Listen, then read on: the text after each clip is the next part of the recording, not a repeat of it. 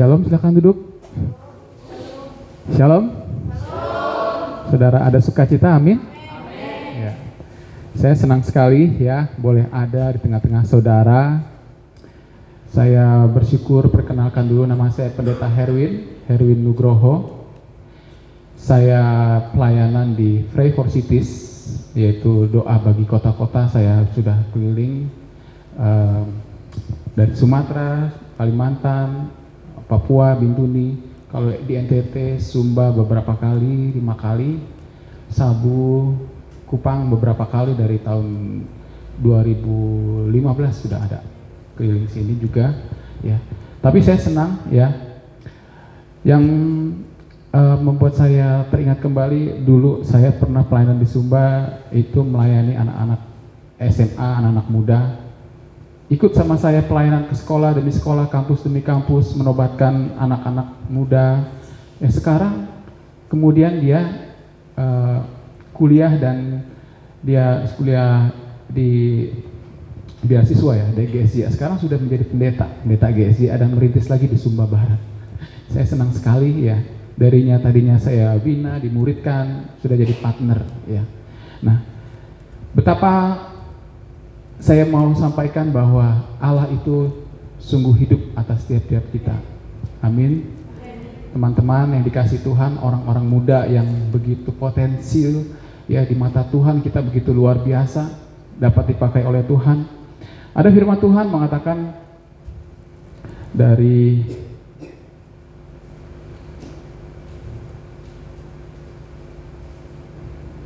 firman Tuhan dari Matius 5 ayat 13 sampai 14, kalau boleh ditayangkan. Matius 5 ayat 13 sampai 14. Kamu adalah garam dunia. Jika garam itu menjadi tawar, dengan apakah ia diasinkan? Tidak ada gunanya lagi selain dibuang dan diinjak orang. Kamu adalah terang dunia. Kota yang terletak di atas gunung tidak mungkin tersembunyi. Teman-teman dikasih Tuhan, firman Tuhan ini bukanlah untuk orang lain. Firman Tuhan ini adalah untuk tiap-tiap kita. Mungkin kita di sini merasa, oh saya umurnya masih muda, oh atau mungkin ada yang masih SMP, SMA. Oh saya merasa, saya cukuplah pelayanan ya di gereja saya. Atau saya di rumah masih belum, ya dianggaplah masih seperti dianggap anak kecil yang tidak bisa apa-apa.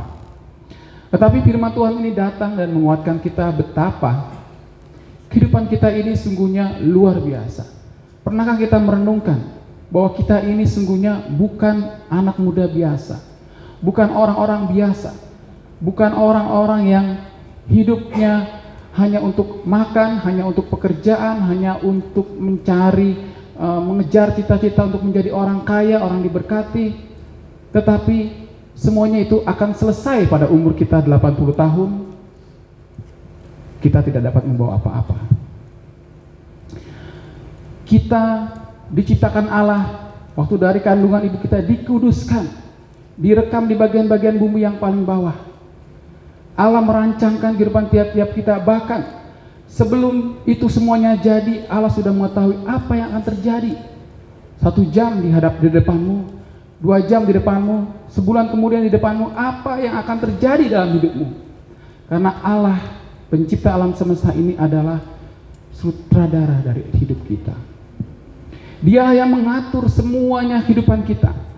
Saya tidak ada di sini, tidak mungkin ada di sini kalau Allah Bapa kita itu tidak mengaturnya sedemikian rupa. Saya mungkin tidak kenal dengan Mama Hilda, tidak kenal dengan saudara, tetapi kenapa saya ada di sini? Bukan atas kemauan saya sendiri. Kalau Tuhan menetapkan ada di sini saya, ada yang harus disampaikan. Maka saya tahu, oh ini Tuhan, ini rencanamu, jadilah kehendakmu. Biarlah Tuhan yang bekerja. Karena tiap-tiap kita Allah berurusan secara pribadi. Teman-temanku, saudara-saudaraku, kita adalah orang yang sangat beruntung. Kenapa saya bilang beruntung? Kita lahir mungkin dari orang tua Kristen, atau mungkin ada yang dari agama lain kah? Ya. Tetapi kalau kita mengenal nama Yesus, karena kita tahu bahwa Dia adalah juru selamat, bahwa Dia adalah Allah yang telah membayar kita dengan harga yang lunas. Satu dari beribu miliaran orang kita kenal Yesus. Sementara orang-orang yang di luar Tuhan, mereka masih ada, mereka melambai-lambai, mereka menantikan ada orang yang memberitakan firman Tuhan. Saya kasih tahu kenapa, saudara, teman-temanku. Kita ini luar biasa. Kita ini banyak dikasih kekayaan sama Tuhan. Kita diberikan darah Yesus, kita diberikan kekayaan, punya pendeta, punya gembala, punya saudara. Coba salami kiri kanan saudara, katakan, kita akan sama-sama berjalan sampai di surga. Bisa salam kiri kanannya? Nah, inilah saudara-saudaramu yang Tuhan kasih. Saudara-saudaramu yang akan bersama-sama saling menolong, saling menasehati. Kalau dia melihat, oh jalan kita melenceng dari jalan Tuhan, maka dia, dikatakan firman Tuhan, dia diberikan kuasa untuk menasehati, untuk menjadi penasehat atas saudara-saudaranya. Maka demikianlah kita punya saudara-saudara bisa menasihati kita, bisa menegur kita. Di sini siapa yang pernah menegur teman di sini yang ada di sini? Dia lakukan kesalahan, dia tegur. Pernahkah ada? Atau tidak pernah ada yang kalau ada yang salah tidak pernah ditegur, biarin aja lah. Lihatin dia, lihatin. Loh, ntar kualat ntar dia gitu. Adakah gitu? Jangan. Ya. Kalau kita melihat teman kita, firman Tuhan bilang, tegurlah supaya dia bertobat, mendatangkan kebaikan.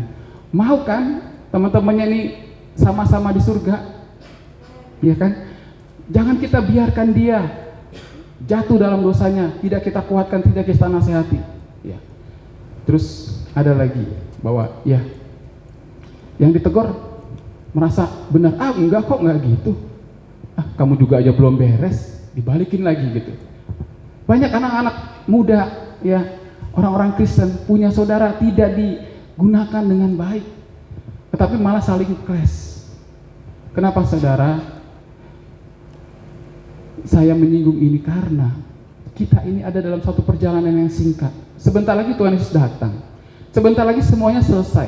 Pelayanan ini sebentar lagi tidak akan ada. Tuhan akan datang dan Tuhan akan melihat perbuatan tiap-tiap orang, apa yang merupakan kerja kerasnya selama di bumi. Ketahuilah, kalau kita semua yang kita buat, bahkan sebelum kita lakukan itu, Tuhan tahu. Dan ada malaikat yang mencatat semuanya itu. Ya. Tapi saya ingin kembali kepada firman Tuhan lagi, dikatakan dari Yohanes 8 ayat 12, maka Yesus berkata pula kepada orang banyak katanya, akulah terang dunia, barang siapa mengikut aku, ia tidak akan berjalan dalam kegelapan, melainkan ia akan mempunyai terang hidup. Saudara-saudara kita dibuat Tuhan untuk menjadi terang bagi dunia ini. Kalau saudara adalah terang, tetapi kalau saudara hidup di dalam kegelapan, hidup di dalam dosa, bagaimana kalau saudara terang, apalagi orang yang tidak mengenal Tuhan, sangat-sangat gelap. Benar saudara? Tuhan bilang, dia adalah terang. Kamu pun adalah terang di dalam Tuhan. Sebab itu hiduplah sebagai anak-anak terang. Banyak anak-anak Tuhan yang merasa, saya sudah terima Yesus, sudah beres. Udah, gas aja cari dunia. Ya. Saya merasa, sudah, yang penting saya sudah aman, saya sudah terima Yesus, saya sudah ada dalam gereja, saya sudah pelayanan, saya tinggal tenang-tenang saja nunggu Tuhan datang supaya pasti diangkat. Ada banyak anak-anak Tuhan yang merasa pede luar biasa. Tapi kalau saya tanya pada saudara, kalau detik ini, sekarang ini juga, saudara, nyawa saudara diangkat, nyawa saudara diambil dari saudara, saudara tahu kemana saudara pergi? Saya tidak tahu berapa jam yang lalu, sejam lalu mungkin, atau 2 jam lalu, atau tadi pagi saudara melawan orang tua saudara, atau saudara berantem dengan adik saudara, atau saudara merasa akar pahit, Ada sesuatu yang salah, orang lain melakukan salah, saudara belum maafkan. Ada banyak dosa-dosa yang belum selesai, yang belum saudara minta ampun sama Tuhan.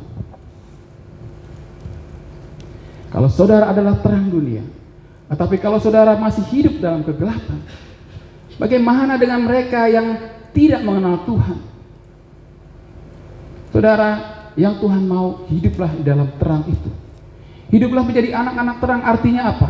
Saudara tidak lagi bermain-main dengan dosa. Saudara tidak lagi menganggap dosa itu hal yang enteng. Kenapa saudara? Karena banyak orang menganggap umur saya masih panjang, saya masih muda, saya masih umur 17 tahun. Nanti saya pikir lagi lah kalau sudah mau umur-umur 50, 60, kan sudah mau dekat tuh ya, barulah saya pikir, saya cari Tuhan sungguh-sungguh, kejar Tuhan sungguh-sungguh. Belum tentu. Di Kupang ini parah. Orang nyebrang melek dikit, tabrak, mati sudah. Ya toh, saya orang Jakarta, tapi saya merasakan kalau bawa mobil itu wah super hati-hati. Motor seliwuran kemana-mana, wah kalau parkir juga begitu luar biasa ya. Baru 2 minggu sudah merasakan atmosfernya begitu. Jadi saudara, ini benar-benar kalau kita tidak beres sama hidup kita ada dosa kita tidak selesaikan, kan Tuhan bilang sebelum matahari tenggelam jangan tunda-tunda, bertobat ya. Kalau ada saudara di sini ya berdosa tiba-tiba, bohonglah atau apalah gitu ya kan. Mungkin saudara merasa itu dosa kecil, nggak apa-apa, nanti saja minta maaf, nanti tunggu matahari tenggelam dulu, nggak perlulah nanti tunggu dia sadar apa enggak gitu ya kan. Ya. Tapi saudara, ketika saudara menyeberang tabrak, saudara mati dalam dosa yang kecil, tetapi dikatakan firman Tuhan seujung kuku ada dosa. Allah itu adalah kudus dan tidak ada yang tidak kudus boleh masuk dalam kerajaan sorga.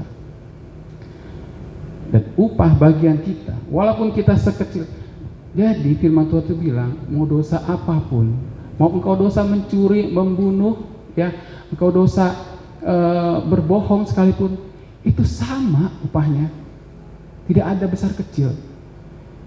Jadi kakak selalu, tadi kakak ini ya khotbah di PMK di Politeknik kampus ya. Kakak ingatkan mereka,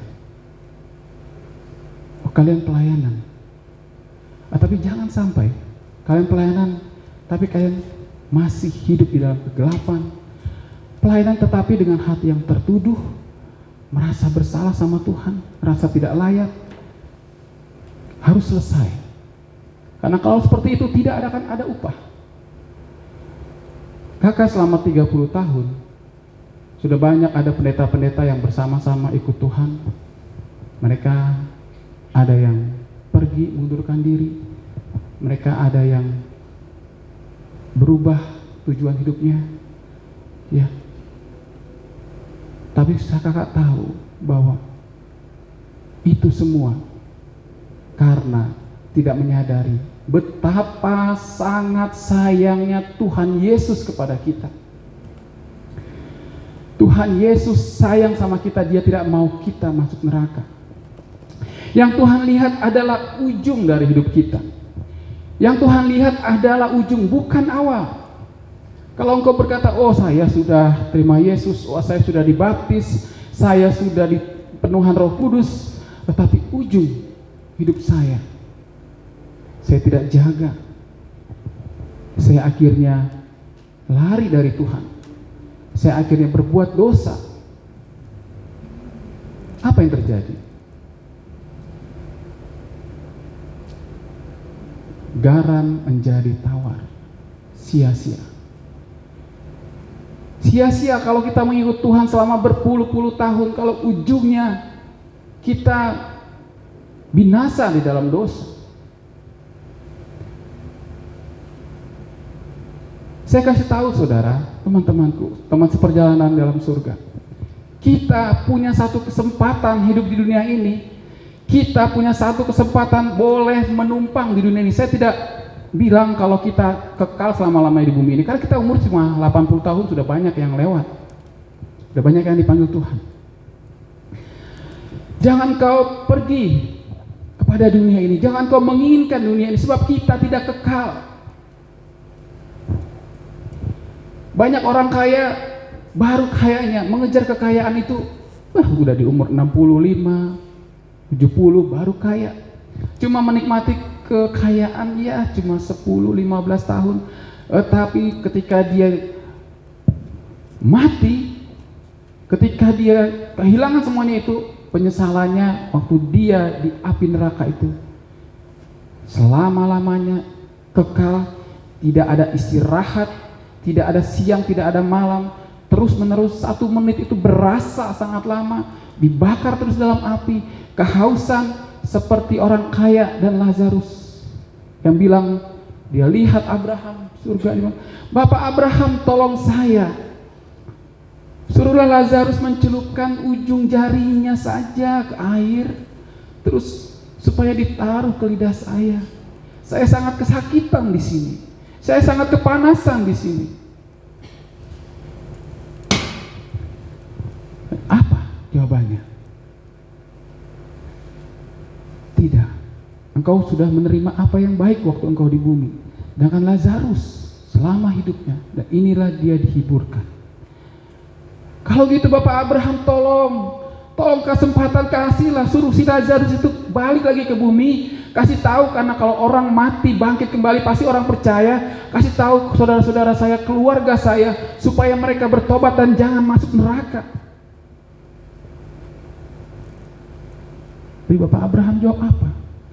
Oh, di bumi sudah ada nabi-nabi. Oh, di bumi sudah ada firman Tuhan, kitab-kitab para nabi. Oh, di bumi sudah ada pendeta-pendeta, sudah ada pengajar-pengajar. Kalau mereka tidak mendengarkan juga, itu adalah pilihan mereka untuk pergi ke situ. Setiap apa yang kita pilih di dunia ini, itu menentukan kemana kita akan pergi di ujung hidup kita nanti. Oh, pernahkah kita sadari ketika kita ada digoda iblis? Saudara tahu, musuh kita yang tidak suka sama kita, yang tidak suka sama Allah, yaitu iblis Lucifer. Apa yang dia lakukan? Oh, dia sangat rajin. Oh, dia sangat terorganisir. Oh, dia sangat begitu banyak rancangan yang jahat atas kita. Kalau engkau malas berdoa, kalau engkau malas datang sama Tuhan, kalau engkau malas untuk mengejar Tuhan, mengenal Tuhan, oh, dia sangat rajin untuk membuat pikiranmu kotor. Oh, sangat dia rajin. Iblis sangat rajin untuk menjatuhkan kau sejatuh-jatuhnya, menghancurkan hidupmu. Sadarilah, karena setiap anak-anak Tuhan, setiap orang-orang percaya, pada saat dia memutuskan hidup saya serahkan untuk Tuhan, maka dia menjadi target nomor 1 oleh iblis. Oh, bagi iblis di luar lain sana, yang mereka yang hidup dalam kegelapan sudah gampang, mereka sudah ada di tangannya. Tetapi orang-orang Kristen, doa orang Kristen sangat berkuasa. Orang-orang Kristen itu seperti tentara yang kuat, tentaranya Allah, sangat sulit dijatuhkan. Tetapi kita menjadi target. Saudara-saudaraku, iblis sangat rajin. Kalau kita untuk bangun pagi bersaat teduh saja sangat malas. Kita tidak menyerahkan perlindungan Tuhan. Tuhan, pagi ini saya menyerahkan sepanjang hari ini Tuhan dalam perlindungan-Mu. Kita tidak minta perlindungan Tuhan, habis kita. Makanya orang-orang yang saat teduh yang tidak minta perlindungan Tuhan, ada aja celakanya. Karena dia tidak menyerahkan hidupnya kepada Tuhan. Kenapa iblis sangat ingin menjatuhkan kita? Karena dia tahu satu-satunya yang dapat membuat hati Allah terluka adalah ketika dia dapat mencuri anak-anaknya, ketika dia dapat membunuh anak-anaknya, bahkan ketika dia dapat membinasakan anak-anaknya, melemparkannya ke neraka. Oh, tidak tahukah kita pada waktu kita ada dalam tempat yang gelap tersembunyi, orang tua kita tidak tahu, gembala kita tidak tahu, teman kita tidak tahu, adik kita tidak tahu, tetapi kita membuka suatu situs atau apapun, tapi ada di situ hati nurani kita bilang jangan. Ada Tuhan Yesus di situ. Dikasih satu pilihan pilih Tuhan atau berbuat dosa. Selalu ada pilihan di dunia ini. Selalu ada pilihan ketika kita diperhadapkan. Maka Allah sungguhnya melihat. Maka Tuhan Yesus sungguhnya melihat. Ketika engkau jatuh, apakah hatinya biasa-biasa? Tidak. Dia akan merasa sangat sedih. Oh, ini anakku yang aku sudah mati buat dia, yang darahku sudah dicurahkan, tanganku sudah dipakukan, aku sudah dicambuk demi dia. Tetapi lihat, aduh anakku, kenapa engkau melakukan itu lagi? Engkau sedang menyalibkan aku. Engkau menyalibkan aku lagi, mempermalukan aku di depan musuh-musuhku. Itu yang terjadi ketika kita berbuat dosa lagi. Karena ada banyak anak-anak Tuhan yang hidupnya tidak selesai dengan dosa-dosanya. Dia jatuh bangun dalam dosa, minta ampun lagi, menyesal lagi. Oh, kemudian 1-2 hari digoda lagi oleh iblis, jatuh lagi. Begitu terus menerus. Itu banyak. Di satu tempat dosa yang sama dilakukan berulang-ulang. Mungkin kita pernah mengalami seperti itu. Kita menghibur diri, ya sudahlah Tuhan ampuni saya ya. Dengan gampangnya kita minta ampun, Tuhan ampuni saya Tuhan ya. Tidak, itu bukan bertobat. Kalau engkau sungguh-sungguh menyesal, engkau menangis meratap kepada Tuhan, ya Tuhan aku jahat banget Tuhan, aku sangat jahat, aku telah menyalahkan engkau Tuhan, ampuni Tuhan. Lalu kau meninggalkan dosamu, berputar 180 derajat, tidak lakukan dosa lagi. Dan ketika ada pilihan lagi untuk berbuat dosa, engkau memilih untuk ikut Tuhan dan tidak berbuat dosa. Engkau ingat ada Tuhan di sampingku, ada Tuhan yang melihat aku. Aku malu kalau aku menyakiti hati Tuhan. Aku tidak mau menyakiti hati Tuhan. Saudara-saudaraku, kalau firman Tuhan ini datang kepadamu, kakak pendeta bukan mau menghakimi. Banyak orang di luar sana berkata, oh jangan hakimi saya dong. Bukan hamba Tuhan yang menghakimi, tapi firman Tuhan. Karena apa? Karena nanti tetap semua orang akan diperhadapkan. Semua orang akan mempertanggungjawabkan perbuatannya selama dia hidup di dunia. Akan ada masanya di mana ketika kita mati, penghakiman dan Allah yang maha adil akan menghakimi kita. Dia akan memutar semua kehidupan kita.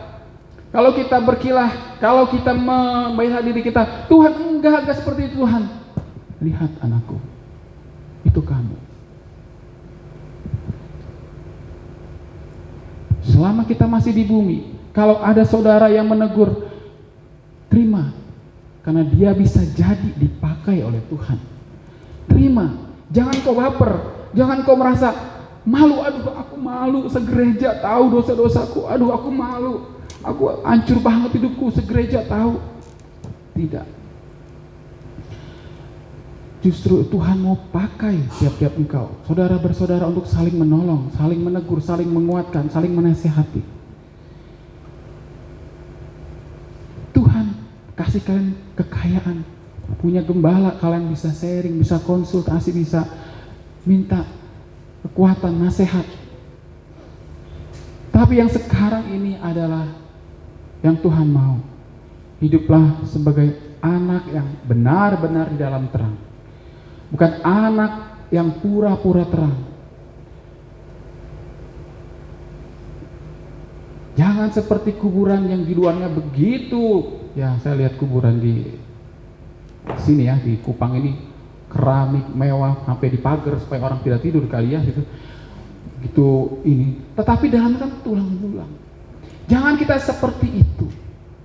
Jangan kita hidup kita munafik. Oh, tidak ada lagi untuk main-main. Kenapa? Tuhan Yesus sudah mau datang. Kenapa dia katakan seperti ini? Kenapa? Karena dia sangat sayang. Dia mau, oh anak-anakku, jangan lagi melenceng hidupmu. Jangan lagi. Jangan lakukan lagi, aku sebentar lagi datang. Oh, kalau saya pernah lihat YouTube kah, segala macam itu ya, anak-anak kecil, balita ya, dikasih penglihatan tentang Tuhan Yesus mau datang, di mana dikatakan bumi akan hancur oleh tsunami segala macam. Anak-anak kecil yang polos, yang baru bisa bicara dan tidak bisa bohong. Dia bilang Tuhan Yesus mau datang sebentar lagi. Jangan hati kita menjadi biasa ketika menjalani hidup ini. Teman-teman dikasih Tuhan, saudara-saudaraku, yang Tuhan mau adalah persembahkanlah hidupmu, tubuhmu sebagai korban, persembahan yang hidup bagi Tuhan. Kalau kakak pendeta lihat, kakak pendeta sudah keliling-keliling ke gereja-gereja, rata-rata, mana nih Bapak Pendeta, ini di rayon saya ini, di gereja saya ini, anak-anak muda dari SMP saja sudah banyak yang free sex. Ada pendeta yang kaget melihat anak muda yang ketahuan diam-diam di belakang rumahnya melakukan dosa. Ya. Sambil nonton film porno, dia onani di situ. Dia datangi orang tuanya, tegur. Itu terjadi. Dan dia bilang lagi, aduh bagaimana ini? Bahkan orang tua sekarang, anak-anak itu dibiarkan karena orang tuanya dikasih uang. Jadi sama artinya dijual. Dan itu terjadi di sekeliling kita. Itu terjadi di sekolah-sekolah, ada di mana-mana di Kupang. Kita adalah terang. Di mana kita? Ada banyak anak-anak muda yang terikat, hancur hidupnya. Kakak ngobrol sama guru ya, guru SMP Kristen lagi, swasta. Iya bang, ini aku setiap berapa bulan sekali sidak handphonenya anak-anak, aku kumpulkan jadi satu, terus aku cek satu-satu. Parah bang, parah.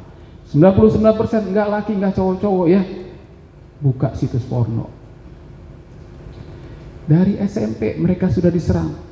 Lalu ketika kakak pelayanan ke salah satu sekolah, ada anak kecil masih 5 tahun, seru banget main game berdua temennya, ganti-gantian main perang-perangan. Waduh, dari kecil sudah diajarin celahnya, pintu gerbangnya, kan bisa masuk itu iklan porno, iklan segala macem. Dari games perang-perangan itu dia sudah diajari, caranya pakai senjata ini, ngebunuh ini, caranya begini, gini. Diajari membunuh dari kecil. Jadi kalau kita merasa, emang sekarang zaman modern, lihat spirit. Iblis itu bekerja luar biasa di zaman ini. Menghancurkan dari anak-anak kecil. Dan kita sebagai anak-anak muda, sebagai anak-anak terang yang Tuhan Yesus mau pakai untuk memberitakan Injil, haruslah kita menyadari, lihat, tidak usah jauh penginjilan ke Papua, di rumah kita sendiri. Tuhan butuh engkau. Sebenarnya Tuhan kalau mau dia bisa pakai batu berbicara, tidak usah kita. Tetapi dia saking sayangnya, dia tahu disinilah kamu bisa sedikit waktu mengumpulkan upah di surga. Saya katakan, saya selama 30 tahun, upah saya kalau saudara melayani cuma sebulan, setahun, itu sama upahnya. Seperti seorang tuan yang dia menyewa penggarap-penggarap kebun anggur ya kan, dari pagi, terus yang jam 10, jam 12, jam 3, jam 5, upahnya tetap 1 dinar. Jadi saya mau katakan, kalau Tuhan kasih kesempatan untuk engkau melayani Tuhan, engkau mungkin tadinya anak muda biasa mungkin. Tetapi kalau firman Tuhan ini di sini datang, dikatakan engkau adalah terang. Firman Tuhan yang salahkah? Atau kita yang menolak? Tuhan mau memakai kita.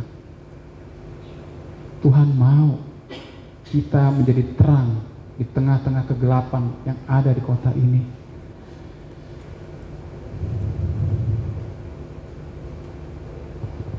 Dari Yeremia 1 ayat 4 sampai 5. Sebelum aku membentuk engkau dalam rahim ibumu, aku telah mengenal engkau. Dan sebelum engkau keluar dari kandungan, aku telah menguduskan engkau. Aku telah menetapkan engkau menjadi nabi bagi bangsa-bangsa. Lihat bahwa Dia mengenal engkau. Efesus 1 ayat 4. Sebab di dalam Dia Allah telah memilih kita sebelum dunia dijadikan, supaya kita kudus dan tidak bercacat di hadapannya. Jadi inilah rencana Tuhan, inilah kehendak Tuhan. Teman-temanku, kalau kita tahu bahwa kita perlu Tuhan saat ini, kalau kita tahu kalau kita masih kurang memberikan hidup kita kepada Tuhan, kalau kau tahu ini adalah waktunya untuk engkau berikan lagi, Tuhan, aku mau beri hidupku Tuhan. Tuhan, oh dulu aku orang yang masih gagal dalam dosa, aku mau bangkit lagi, aku mau bertobat, aku mau sungguh-sungguh lagi ikut Tuhan. Mari kita nyanyikan satu lagu, Ku Mau Cipta Yesus, bisakah? Musik.